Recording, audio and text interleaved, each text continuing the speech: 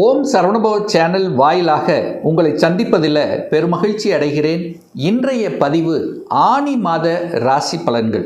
முதலில் இந்த ஆனி மாதத்தினுடைய கிரக நிலைகளை பார்க்கலாம். அதன்படி பார்க்கும் பொழுது செவ்வாய் பகவான் இந்த ஆனி மாதம் 7ஆம் தேதி வரை மேசத்திலும் அதன் பிறகு பார்த்தீங்கன்னா ரிஷபத்துக்கு பயிற்சியாகிறது. அதே போல் சூரிய பகவான் இந்த மாதம் முழுவதும் மிதுன மலையில் வீட்டிருக்க போகிறார். புதன் பகவான், அதாவது இந்த புத்திசாலித்தனமிக்க அந்த புதன் பகவான் பார்த்தீங்கன்னா கடகத்துக்கு பயிற்சியாகி மீண்டும் வக்ரமாகி மிதுனத்துக்கு போகிறார். எப்போ கடகத்துக்கு பயிற்சி ஆகிறாருன்னா இந்த ஆனி மாதம் 8ஆம் தேதி. மீண்டும் வக்ர நிலையில் எப்போ மிதுனத்துக்கு வர்றாருன்னா ஆனி மாதம் 23ஆம் தேதி.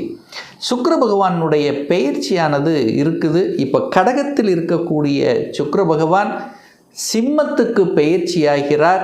எப்போ அப்படின்னா ஆனி மாதம் 20ஆம் தேதி, அதாவது ஆகஸ்ட் மாதம் 4ஆம் தேதி இங்கே சிம்மத்துக்கு அமர இருக்கிறது. குரு பகவான் ஆனி மாதத்தில் எங்கே இருக்க போகிறார்? கடகத்தில் உச்ச பலத்தோட வலிமையாக இருக்க போகிறார். ராகு பகவான் எங்கே? கும்பத்தில் வீட்டிருக்க, கேது பகவான் சிம்மத்தில் அமர்ந்திருக்க, சனி பகவான் மீனத்தில் இருக்க போகுது. இந்த கிரக அமைப்புகளை வைத்துக்கொண்டு இந்த ஆனி மாதம் என்ன மாதிரியான பலபலங்கள், என்ன செய்யலாம், எதை செய்யக்கூடாது, என்ன மாதிரியான தெய்வ வழிபாடுகள் உகந்தது என்பதை பற்றி இந்த டீட்டெயிலை முழுவதுமாக நம்ம பார்க்க போகிறோம். அதற்கு முன்னால் நம்முடைய சேனலை நீங்கள் ஃபஸ்ட்டு டைம் பார்ப்பவர்கள் என்றால் மறக்காமல் சப்ஸ்கிரைப் பண்ணிக்கிங்க. விருச்சிக ராசி அன்பர்களே, இந்த ஆனி மாதம் என்ன பலன், எப்படி இருக்க போகுது அப்படின்னு பார்க்கும் பொழுது உங்கள் ராசிநாதன் என்று சொல்லக்கூடிய செவ்வாய் பகவான் 6ஆம் இடத்துல ஆட்சி பலத்தோட ஸ்ட்ராங்காக வலிமையாக உட்கார்ந்துருக்கார். ராசிநாதன் வலிமை. அதே போல் இந்த ஆனி மாதம் 7ஆம் தேதி உங்கள் ராசிநாதனான செவ்வாய் பகவான் 7ஆம் இடத்துல போய் அமர்ந்து கொண்டு உங்கள் ராசியை பார்க்குறார். அப்போ ராசிநாதன் ராசியை பார்க்கக்கூடிய அமைப்பு இந்த மாதம் இருக்குது. அப்போ என்ன அர்த்தம்? உங்கள் செயல்பாடுகள் திருப்திகரமாக இருக்கும். உங்களுக்கு எது பிடிக்குதோ அதை செய்வீர்கள். எதெல்லாம் தடைபட்டு கொண்டிருந்ததோ அதெல்லாம் வெற்றிகரமாக நடக்கும். உங்கள் எண்ண ஓட்டத்தில் உங்கள் உள் மனசு என்ன சொல்கிறதோ அதை செய்துவிட்டால் உங்களுக்கு நல்லது. என்ன, சில சமயங்களில் கோபம், ஆக்ரோஷம் என்பது டக்குன்னு வெளிப்படுத்தும். நிதானம், பொறுமை இந்த விருச்சிகத்துக்கு ரொம்ப முக்கியம் என்பதையும் ஞாபகத்தில் வைத்து கொள்ளுங்கள்.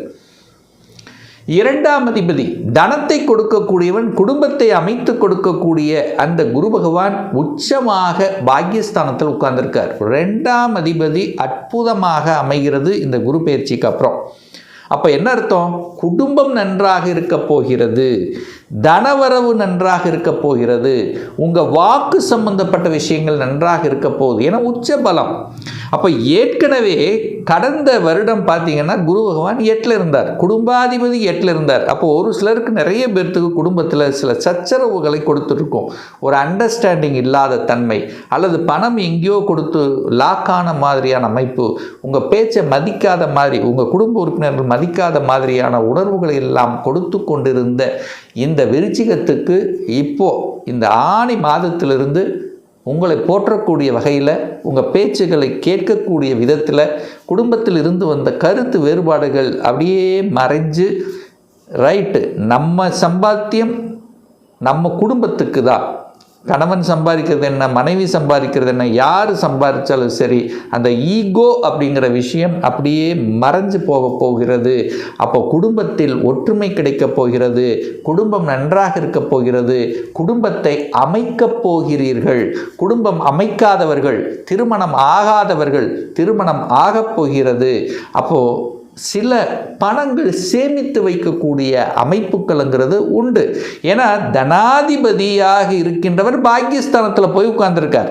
அப்போ தன பாக்கியம் உண்டு, பொருளாதார ஏற்றம் சிறப்பாக இருக்கிறது.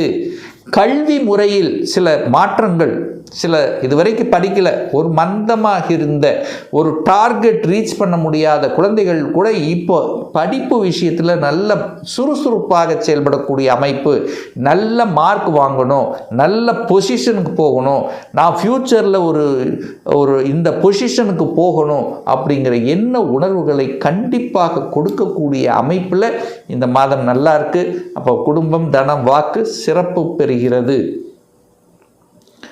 3ஆம் அதிபதி, அதாவது ஒருத்தருக்கு தைரிய வீரியம் வேணும், என்ன இருந்தாலும் தன்னம்பிக்கை வேணும் அல்லவா, என்ன இருந்தாலும் துணிச்சல் வேணும்ல.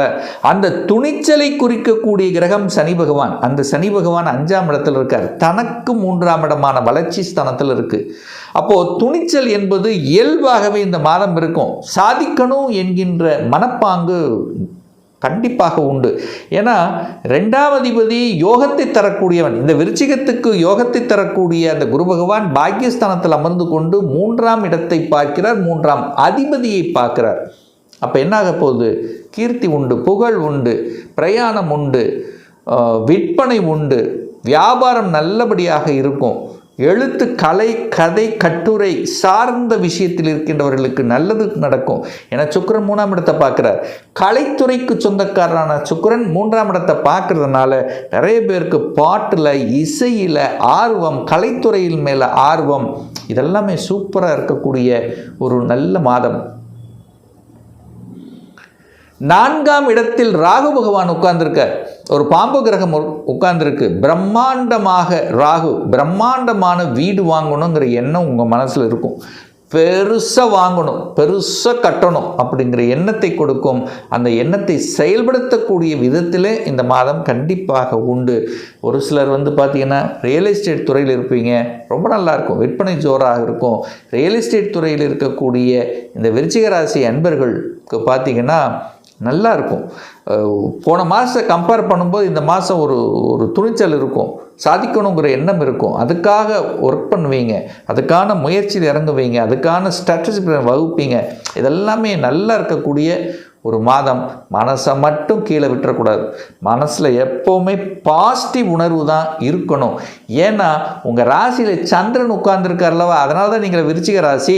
அந்த சந்திரன் அந்த இடத்துல நீச்சமாக இருக்கார். அப்போ விருச்சிக ராசி என்பர்கள் மனசை மட்டும் கீழே விடக்கூடாது. மனசை எப்போவுமே பாசிட்டிவாக வைத்து கொள்ள வேண்டும் என்பதை ஆழமாக மனதில் பதிய வைத்து கொள்ளுங்கள். நீங்கள் நெகட்டிவ் நினைச்சிங்கன்னா நெகட்டிவாக போவீங்க. இந்த விருச்சிக ராசி என்பர்கள் மட்டும் பாசிட்டிவை தான் நினைக்கணும், நெகட்டிவை நினைக்கக்கூடாது. 5ஆம் இடம் என்பது குழந்தைகளை குறிக்கக்கூடிய ஒரு இடம். 5ஆம் இடம், அந்த அதிபதியாக இருக்கக்கூடியவர் குரு பகவான். அவர் உச்சமாக இருக்கார். அப்போ நல்லா இருக்குமா இருக்காதா? 5க்குரியவன் பாக்கியஸ்தானத்தில் இருக்கார். அப்போ குழந்தை பாக்கியஸ்தானத்தில் இருக்கு. அப்போ குழந்தை பாக்கியம் கிடைத்தே தீரணும் என்கின்ற நிர்பந்தம் இந்த மாதம் இருக்கு. சார் 1 வருஷம் ஆச்சு, 2 வருஷம் ஆச்சு, என்னவோ ஏதோ பண்ணோம், ட்ரீட்மெண்ட் எடுத்தோம், அதை எடுத்தோம், சக்ஸஸ் கொடுக்கல. இந்த மாதம் பாருங்கள், நல்ல செய்தி உங்கள் காதில் விழுகும். அப்போ குழந்தை பாக்கியம் கிடைப்பதற்கு உண்டான அத்தனை அம்சங்களும் இந்த மாதம் அந்த கடவுளினுடைய பரிபூர்ண, அந்த இயற்கையாய இறைவனுடைய அந்த பிரபஞ்ச சக்தியால் பரிபூர்ணமாக இருக்கிறது இந்த மாதம். ஏன்னா 5ஆம் அதிபதி உச்சமாக இருந்து 5ஆம் இடத்தை பார்க்கக்கூடிய அமைப்பு. குலதெய்வ பாக்கியம் உண்டு, அந்த குலதெய்வத்தினுடைய அருள்கராட்சம் உண்டு. ஒரு தடவை குலதெய்வத்துக்கு போயிட்டு வாங்க. இந்த மாதம் ஆனி மாதம் குலதெய்வத்துக்கு சென்று வரும்போது உங்களுக்கு நல்ல நல்ல விஷயங்கள், நல்ல நல்ல செய்திகள், மனசுக்கு திருப்திகரமான சில விஷயங்கள் இருக்கும். பணம் மட்டும் முக்கியம் கிடையாது, மனசு தான் முக்கியம். மனசு ஒரு தன்னம்பிக்கை வேணும், மனசில் ஒரு சாட்டிஸ்ஃபேக்ஷன் வேணும். அந்த சாட்டிஸ்ஃபேக்ஷன் கண்டிப்பாக இந்த விருச்சிகத்துக்கு அமையும். குலதெய்வத்துக்கு சென்று வரும்போது இன்னும் பரிபூர்ணமாக அமையுங்கிறதுல மாற்று கருத்து இல்லை. குழந்தைகள் நன்றாக படிக்கும், ஆசைப்பட்டது கிடைக்கும். குழந்தைகளுக்காக உங்கள் உணர்வு பூர்வமாக செயல்பாடுகளில் ஈடுபடுவீர்கள். குழந்தைகளுடைய படிப்புக்காக, திருமணத்துக்காக, அல்லது அதாவது குழந்தைகளின் நலனில் அதிக முக்கியத்துவம் கொடுக்கக்கூடிய ஒரு மாதமாக இந்த விருச்சிக ராசி என்பவர்களுக்கு நிச்சயமாக உண்டு. சார் திருமணம் எப்படி சார் இருக்கும்? திருமணம் நடக்குமா? கை கூடுமா? ஏன்னா கடந்த 1 வருடமாக என்னென்னவோ முயற்சி பண்ணோம், கரெக்டாக அமையல. வருது, ஆனால் கரெக்டாக செட் ஆகலை, ஏதோ ஒரு வகையில் தடைபட்டு கொண்டு இருக்கு அப்படின்னு நினச்சிட்டு இருக்க விருச்சிகத்துக்கு இந்த குரு பயிற்சிக்கு அப்புறம் சூப்பராக இருக்க போகுது. ஏன்னா 2ஆம் அதிபதி 8ல் இருந்தார், குரு 8ல் உட்கார்ந்தார், ஒரு சுபகிரகம் 8ல் இருந்தது, இப்போ பாக்கியஸ்தானத்தில் இருக்கு, குடும்பாதிபதி உச்சம், பூர்வ புண்ணியாதிபதி உச்சம், லக்னத்தை பார்க்கிறார் குரு, யோகத்தை தரக்கூடியவன் லக்னத்தை பார்க்கிறார். அப்போ என்ன நடக்க போகுது? இந்த மாதம் பாருங்கள், 7ஆம் தேதிக்கு அப்புறம், ஆனி மாதம் 7ஆம் தேதிக்கு அப்புறம் செவ்வாய் பகவான் 7க்குரியவன் 7ஆம் இடத்துல போய் உட்கார்ந்து, அதாவது உங்கள் ராசிநாதன் 7ஆம் இடத்துல போய் உட்கார போகிறார். அந்த 7க்குரியவன் பாக்கியஸ்தானத்தில் உட்கார்ந்துருக்கார், குடும்பாதிபதியோடு உட்கார்ந்துருக்கார். அப்போ என்ன நடக்கும்? ஒரு பாக்கியம் கொடுத்தே ஆகணும் அல்லவா? 7க்குரியவன் பாக்கியம், திருமண பாக்கியம் கிடைக்கக்கூடிய, திருமணம் என்பது 7ஆம் இடம், அந்த அதிபதி பாக்கியஸ்தானத்தில் இருக்கிறதுனால திருமண பாக்கியம் கிடைக்கக்கூடிய அமைப்பு பரிபூர்ணமாக இருக்கிறது. இந்த விருச்சிக ராசி என்பவர்களுக்கு முயற்சி எடுங்க, கண்டிப்பாக சக்சஸ் கொடுக்கும். சூரியன் இந்த மாதம் முழுவதும் 8ஆம் இடத்தில் உட்கார்ந்துருக்கார். சூரியன் அப்படிங்கிறது அரசை குறிக்கக்கூடிய, அதிகாரத்தை குறிக்கக்கூடிய, உங்கள் மேலதிகாரியை குறிக்கக்கூடிய கிரகம் அது சூரியன் தான். அவர் 8ல் இருக்கார். அப்போ இந்த மாதம் விருச்சிக ராசி என்பவர்கள் மேலதிகாரிகளை பகைத்து கொள்ளக்கூடாதுங்கிறத மனசில் வச்சுக்கோங்க. சூரியன் அப்பா போய் 8ல் உட்கார்ந்துருக்கார். அப்பாவுடைய ஹெல்த்து, அப்பா சார்ந்த விஷயங்கள் கொஞ்சம் அக்கறை எடுத்துக்கொள்வது நல்லது. சூரியன் அரசு விரோத நடவடிக்கைகளில் ஈடுபடக்கூடாது. ஏன்னா சூரியன் போய் 8ல் உட்கார்ந்துருக்கார். ஸோ இதெல்லாம் மைண்டில் வச்சுக்கோங்க. இந்த மாதம் 8க்குரியவன் 8ஆம் இடத்திலே ஆட்சி பலம், 8ஆம் இடம் வலிவேதனை கொடுக்கக்கூடிய இடம் என்றாலும் திடீர் அதிர்ஷ்டத்தை கொடுக்கக்கூடிய இடம். அப்போது திடீர்னு ஒரு வேலை கிடைக்கக்கூடிய அமைப்பு. 10க்குரியவன் தனக்கு 11ஆம் இடத்தில் இருக்கார்.